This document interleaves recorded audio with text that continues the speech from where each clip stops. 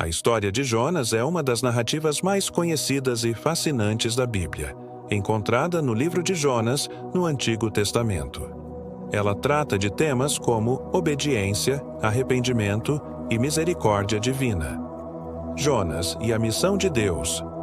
Jonas era um profeta hebreu a quem Deus ordenou que fosse a grande cidade de Nínive, capital da Assíria, inimiga de Israel, para pregar contra a sua maldade e alertar sobre a destruição que viria se não se arrependessem. Porém, Jonas, temendo que os ninivitas se convertessem e Deus os perdoasse, afinal eles eram cruéis e opressores de Israel, resolveu fugir.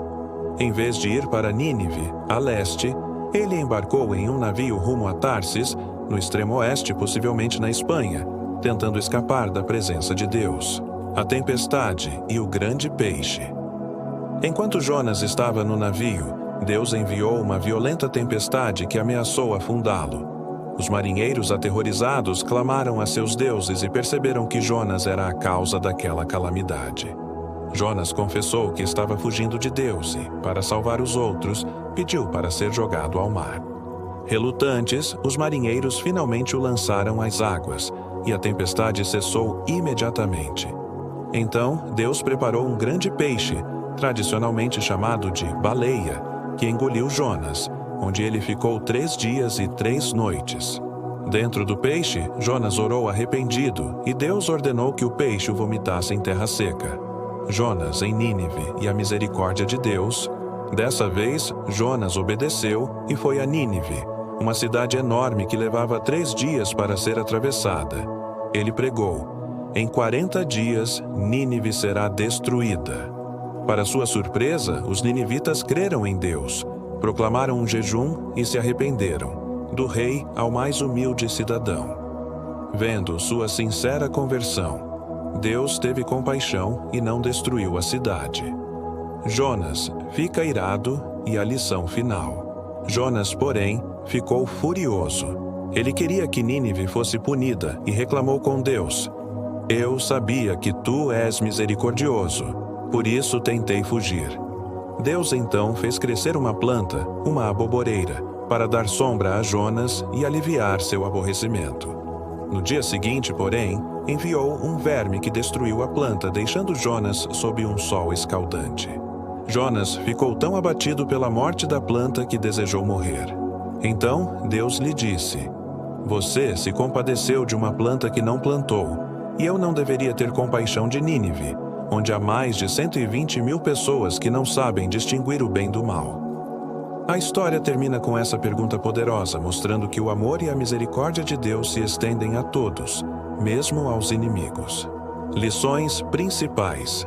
Não se pode fugir de Deus. Seu chamado é inevitável. O arrependimento traz perdão. Nínive foi salva por se humilhar. Deus ama até os inimigos.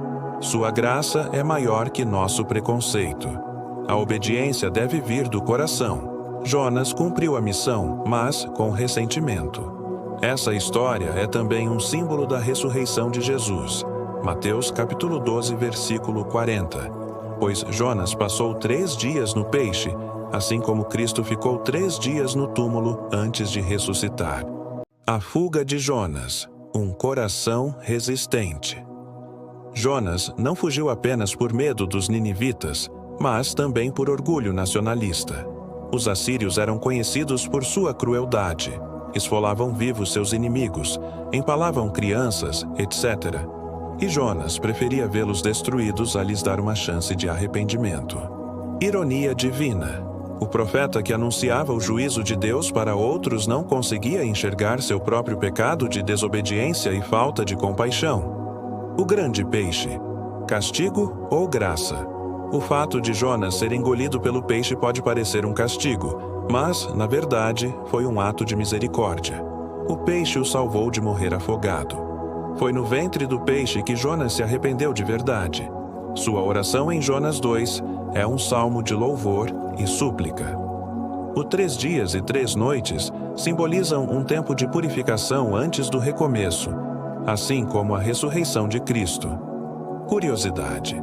A Bíblia não diz que era uma baleia, apenas um grande peixe.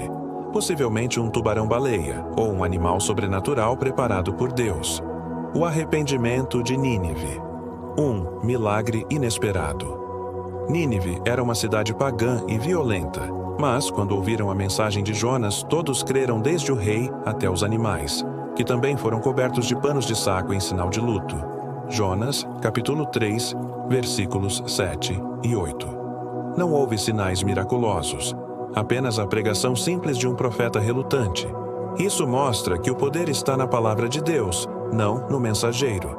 Em contraste com Jonas, que obedeceu por obrigação, os ninivitas se humilharam com sinceridade. A lição da aboboreira. Deus ensina com paciência. No capítulo 4, Jonas fica irado porque Deus poupou Nínive. Então Deus usa uma planta que cresce e morre para ensinar sobre compaixão. E Jonas sentiu pena de uma planta que não plantou, mas não sentiu pena de milhares de pessoas. Deus pergunta: se você se importa com uma planta passageira, não deveria eu me importar com uma cidade inteira? A história termina sem resposta de Jonas, deixando o leitor refletir. Será que nós também temos preconceitos e resistência à misericórdia de Deus? Jonas, na tradição judaica e cristã, no judaísmo, Jonas é lido no Yom Kippur, Dia do Perdão, como um chamado ao arrependimento. No cristianismo, Jesus comparou o sinal de Jonas à sua própria ressurreição. Mateus capítulo 12, versículos 39 ao 41. Assim como Jonas foi morto no peixe e ressuscitou, foi vomitado. Cristo morreu e ressuscitou ao terceiro dia. No Islã, Jonas, Yunus em árabe, é considerado um profeta. E sua história é citada no Alcorão, Sura, capítulos 37, versículos 139 ao 148. Aplicações práticas para hoje. Fugir de Deus só traz tempestades. Se Ele nos chama para algo, a fuga trará mais dor do que a obediência. Deus usa até nossos erros. Jonas foi um profeta teimoso, mas mesmo sua falha virou testemunho. Os marinheiros no navio creram no Deus verdadeiro. Jonas, capítulo 1, versículo 16. A misericórdia vence o ódio. Nínive era inimiga de Israel, mas Deus amava aquelas pessoas. Será que há alguém que consideramos indigno do perdão de Deus? Pergunta final para reflexão. Se você estivesse no lugar de Jonas, como reagiria se Deus pedisse para pregar a um grupo de pessoas que você considera inimigas, seja política, religiosa ou culturalmente? A história de Jonas nos desafia a expandir nosso coração e confiar que o amor de Deus é maior que nossa justiça humana.